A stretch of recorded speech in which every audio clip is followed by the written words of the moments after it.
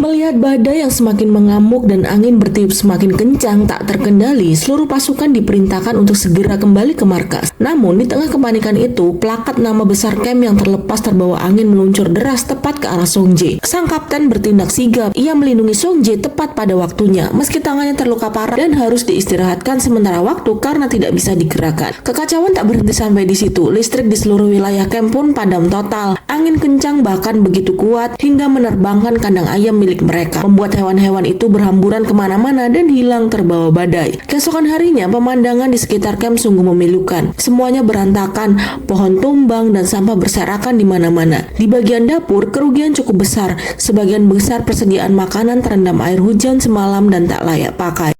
Hanya sedikit bahan yang tersisa dan bisa diselamatkan. Belum selesai masalah itu, jembatan penghubung utama yang menjadi akses keluar masuk ternyata rusak parah dan putus, sehingga pengiriman pasokan makanan dari luar sama sekali tak bisa masuk ke wilayah camp.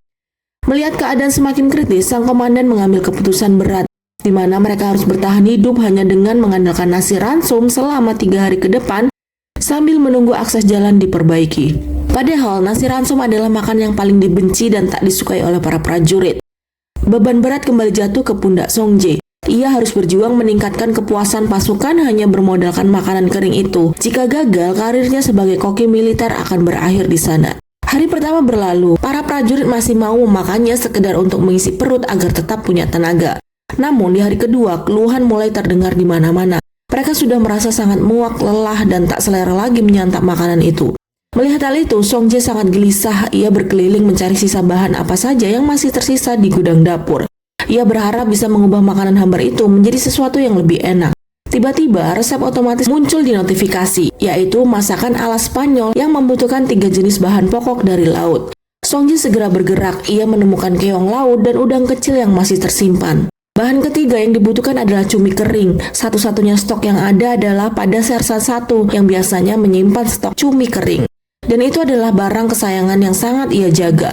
Awalnya, sang sersan menolak keras memberikannya. Tapi melihat ketulusan Song Jae dan keadaan anak buahnya yang menderita, ia pun luluh dan memberikan 2 bungkus cumi kering tersebut. Dengan lengkapnya bahan utama, Song Jae mulai meracik. Ia memadukan nasi ransum yang kering itu dengan bumbu dan bahan-bahan yang ada, mengolahnya sebaik mungkin.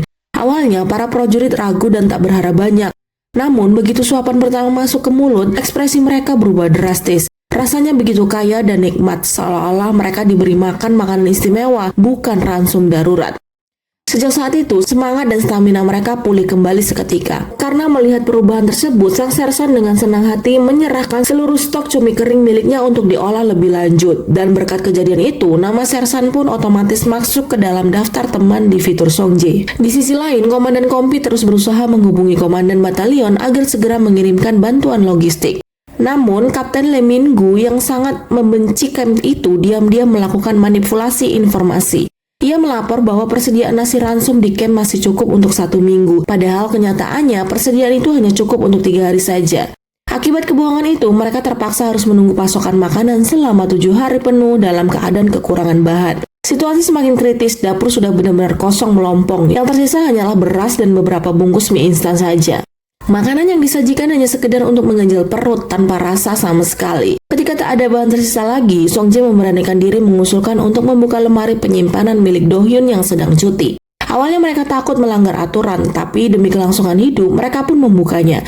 Di sana mereka menemukan stok dada ayam yang disimpan oleh Do Hyun. Dengan cepat, Song Jae mengolahnya menjadi hidangan lezat dan sekali lagi ia berhasil mengembalikan semangat para prajurit yang hampir saja putus asa.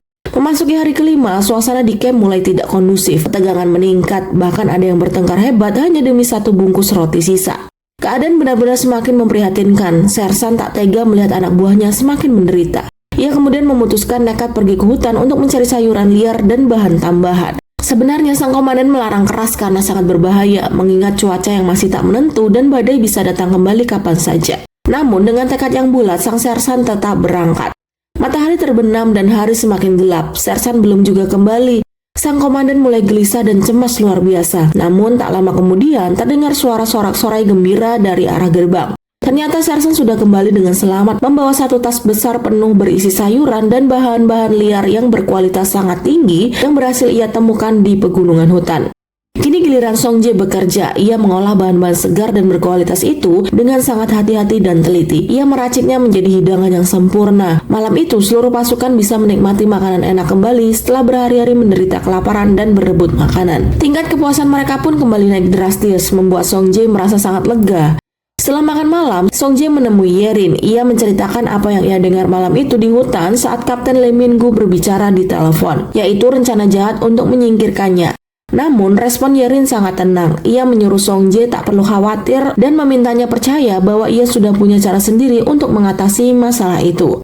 Keesokan harinya, kabar baik akhirnya datang. Pasokan makanan berhasil tiba di camp setelah akses jalan diperbaiki. Mereka berhasil bertahan hidup selama 1 minggu penuh tanpa ada korban kelaparan. Tak hanya itu, Do Hyun pun kembali lebih awal ke camp meskipun cutinya belum habis. Ternyata ia merasa semakin betah dan menyadari bahwa menjadi juru masak militer kini sudah menjadi semangat dan tujuan hidupnya. Perubahan besar juga terlihat pada Kopral Kim. Ia kini bersikap sangat lembut, ramah, dan tak pernah marah-marah lagi. Semua perubahan besar ini berawal dari masakan Song Jae yang berhasil mengubah orang yang dulu sangat membencinya menjadi orang yang sangat menyayanginya. Di hadapan seluruh jajaran, Yerin akhirnya mengungkap betapa sulitnya kondisi camp dan bagaimana cara mereka bertahan hidup saat badai kemarin. Mendengar laporan itu, sang komandan sangat marah besar dan langsung memanggil Kapten Lee Min-gu. Ia menegur keras karena kapten gagal mengantisipasi keadaan. Bahkan sengaja membiarkan pos jaga ini kesusahan dan hampir saja kelaparan karena memanipulasi informasinya. Kini gudang makanan kembali penuh tertata rapi. Sebagai penghargaan atas segala kerja keras dan keberhasilannya, level Song Jae pun naik peringkat. Ia kini resmi menjadi juru masak militer tingkat menengah. Semakin dekat ia menuju cita-citanya menjadi koki militer profesional. Seiring kenaikan level itu, kemampuan fisik, ketahanan, dan stamina Song Jae juga ikut meningkat pesat. Ia kini berdiri tegak, penuh percaya diri, dan siap menjalankan misi-misi berikutnya yang lebih berat. Namun, di tengah kemenangan dan kebahagiaan itu, Song Jae belum sadar satu hal penting, yaitu meskipun Kapten Lee Min-gu sudah ditegur, musuh dalam selimut itu masih memiliki kekuasaan.